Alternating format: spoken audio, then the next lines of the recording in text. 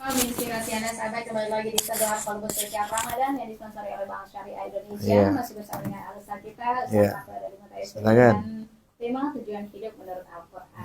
Saat ini mungkin pertanyaan terakhir yang silakan Mbak Erin. Yang lain mohon maaf Tabagis, mungkin besok boleh ditanyakan.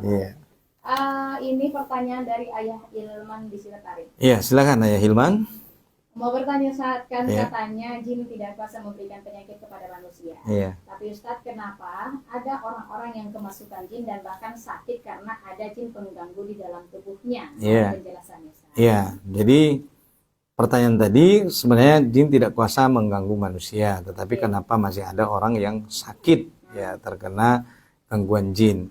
Ini tentunya kalau kita berbicara tentang seperti itu, maka segala sesuatunya adalah karena kuasa Allah Subhanahu wa taala Kalau kita teringat dengan kisah Nabi Ayub bagaimana beliau diuji dengan sakit, dengan penyakit diuji dengan gangguan jin dan segala macamnya, maka ini semuanya atas izin Allah Subhanahu wa taala. Jadi kalau ada orang yang misalnya kena gangguan jin, maka itu tentunya atas izin Allah Subhanahu wa taala juga, kan?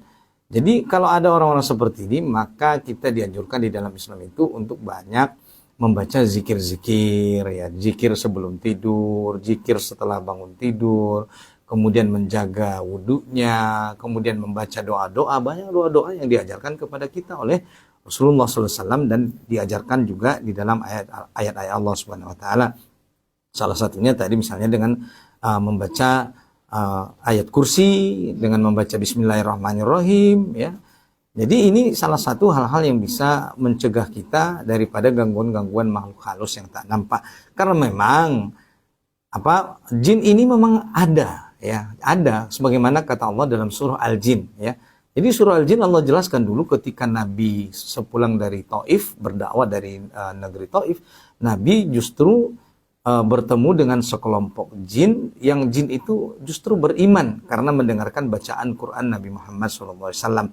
Dari mana Nabi tahu? Karena Nabi diwahyukan oleh Allah Subhanahu Wa Taala bahwa datang sekelompok jin yang mereka berkata, Inna sami'na Qur'anan ajaba, kami mendengar bacaan Quran yang ajaib. Jadi memang jin ini ada di sekeliling kita, gitu kan?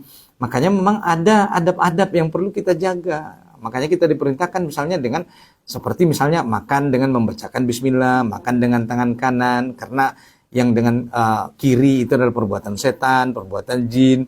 Maka ini diperintahkan, termasuk misalnya ada banyak ajaran-ajaran misalnya kalau seperti kita mau ke tempat tidur, kita diperintahkan membersihkannya dulu dengan membacakan Bismillahirrahmanirrahim. Atau misalnya ada ruangan-ruangan yang nggak dipakai di rumah kita, kamar yang nggak dipakai, kita diperintahkan untuk misalnya membukanya, membersihkannya agar tidak bersarang makhluk-makhluk halus di dalamnya seperti jin dan setan. Karena memang tempat-tempat yang jarang dipakai itu menjadi sarang bagi mereka gitu. Makanya kita diperintahkan juga membacakan Quran di rumah agar rumah kita itu tidak menjadi seperti kuburan, kan? Inilah beberapa amalan-amalan karena memang mereka memang ada di sekitar kita dan ini disebutkan oleh Allah Subhanahu Wa Taala jelas, bahkan satu surah disebut dengan namanya surah Al-Jin gitu kan.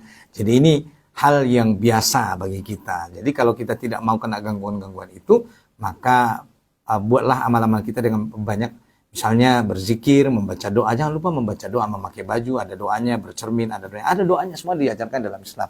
Oleh karena itu jangan lupa membaca doa tersebut. Demikian Pak Irin. Jadi sahabat pertanyaan terakhir yang bisa kita komenkan. Adapun pertanyaan yang lain yang belum sempat ditanya, besok sahabat bisa bertanya berikutnya Baik sahabat, kita dengarkan bersama tausiah penutup dari alusa kita untuk sore hari ini. Silakan. Terima kasih Mbak Irin dan seluruh pendengar Sentuhan Kolbu yang dirahmati Allah Subhanahu Wa Taala, edisi spesial Ramadan yang telah berpartisipasi. Mohon maaf tidak semua pertanyaan pendengar kami bisa jawab karena keterbatasan waktu. Mudah-mudahan besok bisa bertanya kembali dengan pemateri yang berbeda.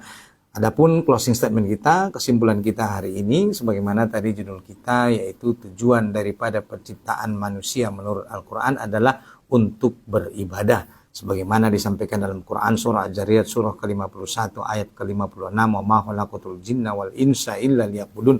Tidak kuciptakan jin dan manusia kecuali untuk beribadah. Oleh karena itu janganlah kita meninggalkan ibadah apalagi ibadah itu terkategori yang wajib, karena ibadah itu ada yang wajib, ada yang sunnah. Nah, jadi mana yang wajib mari kita jalankan, termasuk diantaranya adalah puasa Ramadan. Puasa Ramadan adalah ibadah yang diwajibkan oleh Allah. Orang yang boleh tidak puasa Ramadan hanyalah orang yang dia pamangkana minkum maridun awala safarin, karena dia musafir, karena dia sudah sakit, yang sakitnya tidak bisa mungkin lagi sembuh, maka bolehlah dia tidak berpuasa, atau lagi wanita yang lagi berhalangan atau hamil atau ibu menyusui, maka ini boleh. Oleh karena itu ibadah ini adalah sesuatu kebutuhan bagi kita. Jangan kita meninggalkan ibadah karena kita yang butuh dengan Allah Subhanahu wa taala. Jadi ibadah ini jangan dijadikan sebagai sebuah beban.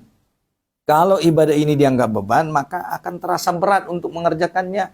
Jadi anggaplah ibadah ini sebagai sebuah need, sebagai sebuah kebutuhan di dalam kehidupan kita. Yang kalau kita tidak melaksanakan ibadah ini, terutama ibadah-ibadah yang Allah wajibkan kepada kita, maka ada sesuatu yang terasa tidak lengkap di dalam kehidupan kita. Ada sesuatu yang terasa kurang.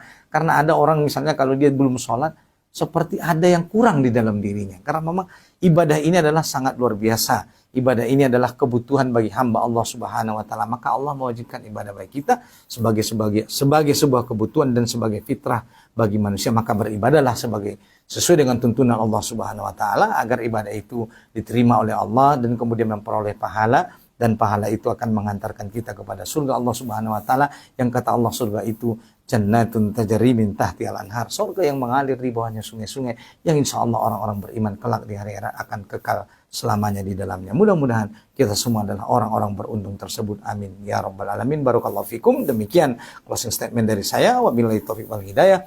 Assalamualaikum warahmatullahi wabarakatuh. Waalaikumsalam warahmatullahi wabarakatuh. Sahabat Jis, demikian sentuhan kamu spesial Ramadan untuk edisi hari ini 18 Maret 2025. Sahabat Jis, jangan lupa besok dengarkan kembali sentuhan kalbu, karena selama Ramadan kami hadirkan setiap hari pukul 17 sampai dengan selesai. Saya sahabat Jis, saya Irin akan kembali untuk Anda selepas yang satu ini. Pastikan Anda tetap berpadu di 106,6 Jis FM, inspirasi Anda.